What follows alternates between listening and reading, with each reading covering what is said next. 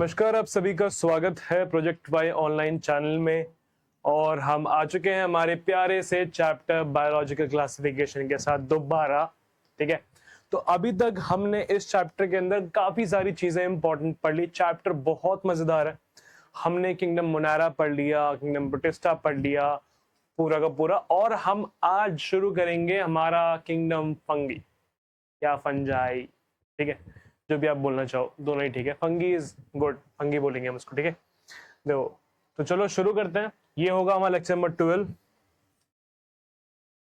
ठीक है, तो आज के लेक्चर में क्या पढ़ेंगे हम? आज के लेक्चर में पढ़ेंगे बेसिक्स अबाउट किंगडम फंगी, थोड़ी सी एनसीईआरटी का ब्यौरा लेकर।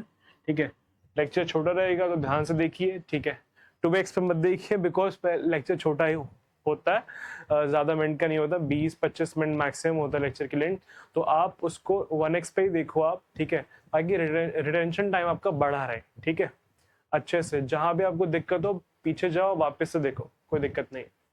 टाइम लगेगा, कोई बात नहीं, नोट्स बनाओ हमेशा। ठीक है, और हाँ, बुक्स लेके बैठना। बुक, एनसीईआरटी बुक और नोटबुक की कॉपी दोनों आपके पास में होनी चाहिए जरूर। चलो शुरू करते हैं। अब देखो, किंगडम फंगी जो है, अब इसके अंदर में ना काफी सारे आते हैं। हमने देखा था कि इसके अंदर में कौन आता है, पहले तो मुझे बताओ। जब हमने डिवाइड किया था, आर.एच. विटेकर जो थे हमारे सर, उन्होंने जब डिवाइड किया था तब उन्होंने क्या कहा था कि भाई जितने भी यूकैरियोट्स होंगे और जिनके पास में सेल वॉल होगी, लेकिन जो नॉन फोटोसिंथेटिक होंगे, नॉन फोटोसिंथेटिक,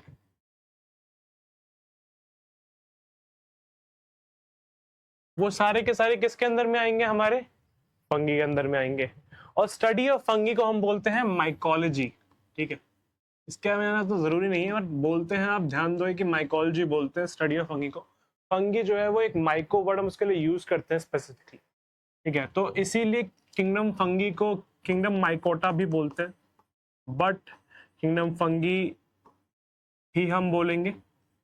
ये आपके थोड़ी सी एडिशनल इंफॉर्मेशन है, ज्यादा कुछ नहीं। ठीक है, तो अभी हम ये जानते हैं कि फंगी जो हमारी किंगडम है उसके अंदर में किस किस को रखा गया भाई।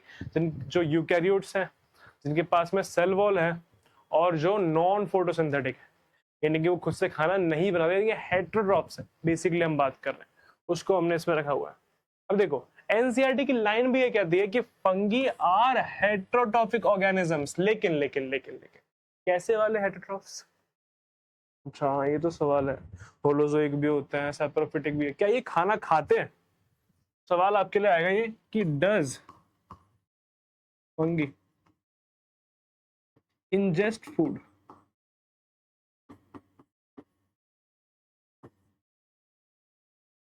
बताओ बताओ, क्या फंगी खाना खाते हैं, इंजेस्ट करते हैं? क्या लगता है आपको? यार मैंने तो नहीं देखा कभी किसी फंगी को खाना खाते हो, तो नहीं खाते होंगे खाना, तो फिर कैसे न्यूट्रिशन कैसे लेते हैं? तो फंगी के जो नेचुरल मोड ऑफ न्यूट्रिशन होते हैं वो या तो सैप्रोफिटिक होते हैं, पैरासिटिक होते हैं, और सिम्बायोटिक भी होता है। बट हम देखेंगे कि ना, ये जो होता है फंगी, वो ऐसे हेटेरोट्रॉप्स होते हैं जो कि खाने को इंजेस्ट नहीं करते, अब्सॉर्ब करते हैं। अच्छा, इंजेस्ट करेंगे, खाएंगे, डाइजेस्ट करेंगे तब तो अब्सॉर्ब करेंगे? अरे नहीं भाई, वो ह्यूमंस का सिस्टम है, इसमें अलग है। ये बोलते हैं कि जैसे मान लो कि यहाँ पर हमारे पास में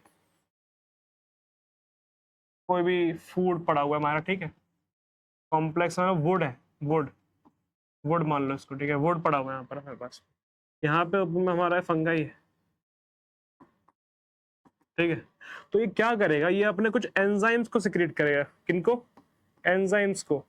और वो एंजाइम्स क्या करेंगे कि वो जो एंजाइम्स होंगे ना भाई, वो इस फूड या फिर जो भी कंपाउंड है इसके अंदर के जो कॉम्प्लेक्स सब्सटेंस है उसको ब्रेक डाउन कर देगा, ब्रेक डाउन करके सिंपल में कन्वर्ट कर देगा।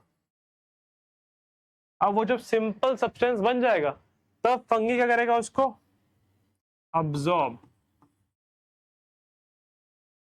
सिंपल, मालूम पड़ा सिस्टम क्या है? देखो, देखा हमने फूड, उसको क्या करा, एंजाइम से उसको बाहर में, इसको बोलेंगे हम एक्सटर्नल डाइजेशन। क्या बोलेंगे? एक्सटर्नल डाइजेशन कर दिया भाई, बाहर में एंजाइम से उसको तोड़ दिया, देन उसको अब्सॉर्ब कर लिया, अब्सॉर्प्शन, सिंपल। क्या ये साइकिल होती है? यस, ऐसा ही होता है। हेटेरोट्रॉफ ऐसे हेटेरोट्रॉफ फंगी जो कि बाहर से ही ऑर्गेनिज्म को डाइजेस्ट करके उसका जो भी न्यूट्रिशन होता है उसको सीधा अब्सॉर्ब कर लेता है। ठीक है, नेक्स्ट, फंगी आर कॉस्मोपॉलिटन। अब व्हाट इज कॉस्मोपॉलिटन भाई? They can be anywhere. बहुत पुराने हैं, बहुत पुराने हैं। फंगी बहुत पहले आए, ठीक है, हम बाद में आए, फंगी बहुत पहले आए। अगर ये कहीं भी हो सकते हैं, एयर में, वाटर में, सॉइल में, और एनिमल या प्लांट्स पे भी हो सकते हैं। अभी कहा कि कॉस्मोपॉलिटन है भाई, कहीं भी पॉसिबल है, कहीं भी हो जाएंगे, ठीक है, कोई दिक्कत नहीं है। लेकिन लेकिन लेकिन लेकिन यहाँ इतना बड़ा बट दिया हुआ है। हमने ये तो कह दिया कि भाई फंगी जो होता है वो एयर में हो सकता है, वो वाटर में हो सकता है, वो सॉइल में हो सकता है, वो एनिमल्स में या फिर प्लांट्स पे भी हो सकता है, लेकिन they prefer to grow in बोलूंगा मैं, grow in warm and humid places, मतलब warm, dark and humid places.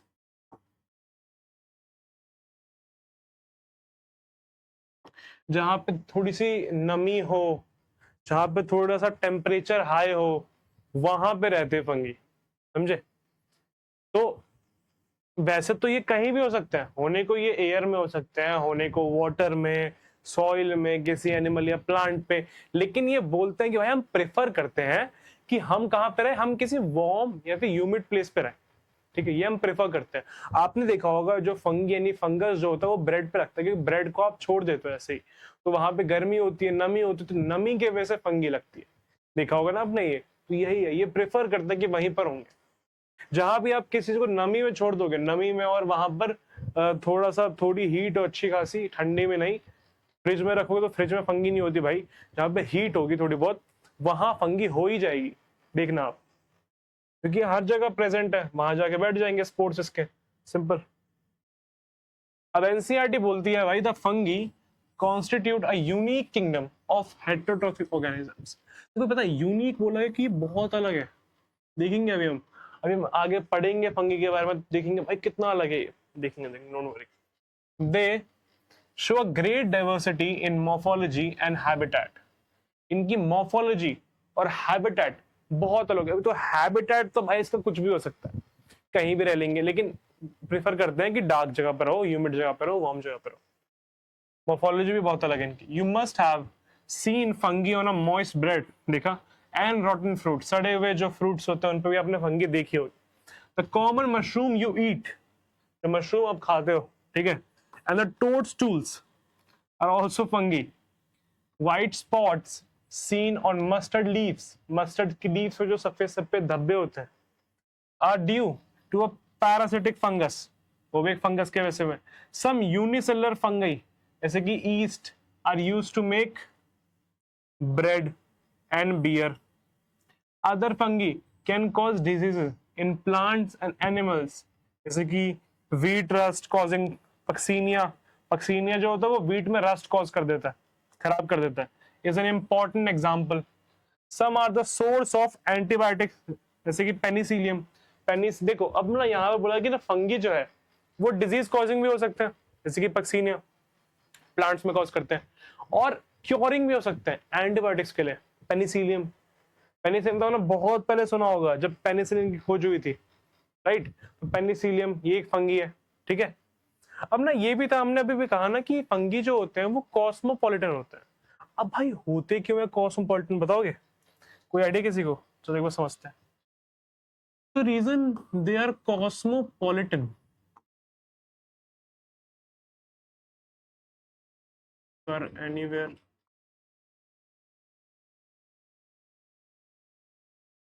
present since a long time, बहुत टाइम से प्रेजेंट है।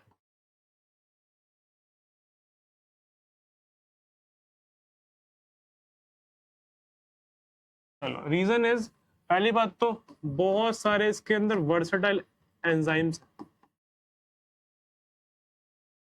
ऐसे एंजाइम्स जो कि किसी भी चीज को तोड़ सकते हैं, बहुत सारे वैरायटी के एंजाइम्स, ठीक है, अलग अलग वैरायटी के एंजाइम्स।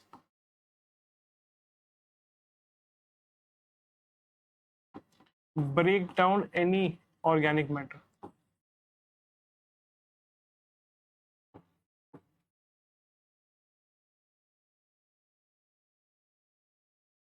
दूसरा, इसके पास में काइटिनियस सेल वॉल, फंगी के पास में भाई सेल वॉल होती है, और किसकी बनी होती है?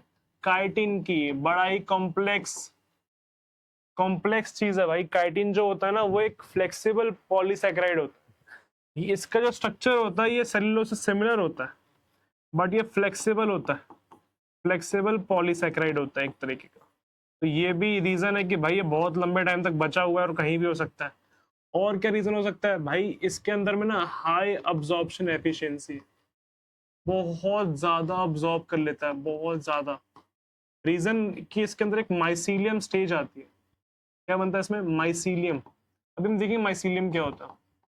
माइसीलियम होता है स्टेज आती है जिसमें ना इसके बहुत सारे फ्रेगमेंट जुड़ के एक मास बन जाते हैं एक साथ में, तो माइसीलियम स्टेज होती है। तो वहां पे बहुत ज्यादा एब्जॉर्प्शन एफिशिएंसी बढ़ जाती है इसकी, तो वो भी एक रीजन है। तो ये प्लेंटी ऑफ रीजंस है हमारे पास में, जिसकी वजह से हम कहते हैं कि फंगी जो है दे आर कॉस्मोपॉलिटन।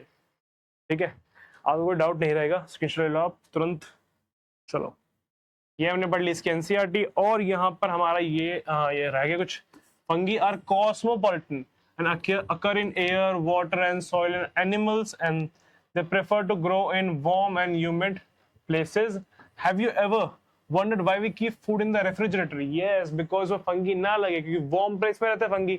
और रेफ्रिजरेटर में क्या होता है? गर्मी होती है? नहीं नहीं भाई, बहुत ठंडी होती है। Yes yes, it is to prevent food from going bad and due to bacteria or fungal infections. तो यहीं पे हमारी ये लेक्चर हमारा खत्म होता है। हमने फंगी की शुरुआत कर चुके हैं, अगले लेक्चर में हम और आगे बढ़ेंगे। तो मिलते हैं आपसे नेक्स्ट लेक्चर में। कुछ समझ में नहीं आया आप पीछे जाओ, लेक्चर देखो, ठीक है। मिलते हैं आपसे अगले लेक्चर में। तक के लिए धन्यवाद, शुक्रिया, अलविदा। Keep learning and growing champs. धन्यवाद।